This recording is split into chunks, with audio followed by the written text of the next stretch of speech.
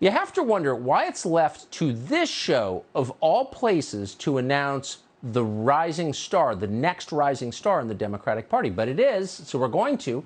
It's a woman called TIARA Mack. You never heard of TIARA Mack? Well, maybe that's because she's a state senator in the country's smallest state, Rhode Island. And you have to wonder why. This is a woman with demonstrated talent who has, as she announced on social media just this week, an Ivy League degree from Brown, but still technically Ivy League. Famous people send their kids there. Whatever, it's Brown. You should be impressed. And she's an amazing performer. Here's her latest campaign ad.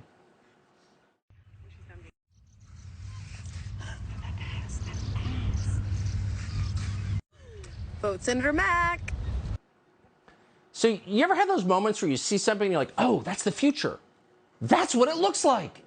We saw TIARA Mack head in the sand, twerking, and we thought, man, that's the Democratic Party 2020. So not everyone liked it, and she responded this way on Twitter, quote, damn, twerking upside down really makes the conservative, unhinged internet accounts pop off on Monday. And nevertheless, she wrote, I'm really excited for the House sex ed bill hearing later today. Teaching comprehensive, queer, inclusive, pleasure-based sex ed was a highlight of my time teaching. And you got to wonder, since she just summarized everything the Democratic Party is for, why isn't her own party embracing her? Why is she still a state senator in Rhode Island? Why isn't she Secretary of State? Why aren't they pushing her for president? Oh, she's not old enough. Really? Because the racist Constitution said she's not old enough? Why not change the Constitution? Why not make TIARA Mack your standard bearer in 2024? But they're not.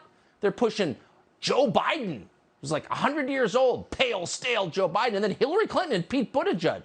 Again, talk about systemic racism. TIARA Mack, 2024. She ought to run with the guy in the dress who oversees Biden's nuclear waste program. That's Sam Brinton. He's our new Deputy Assistant Secretary for Spent Fuel and Waste Disposition. Deals with the spent fuel rods.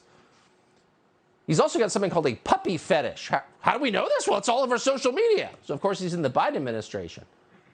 So he ought to be right up there with TIARA Mack. And then they should go a step further.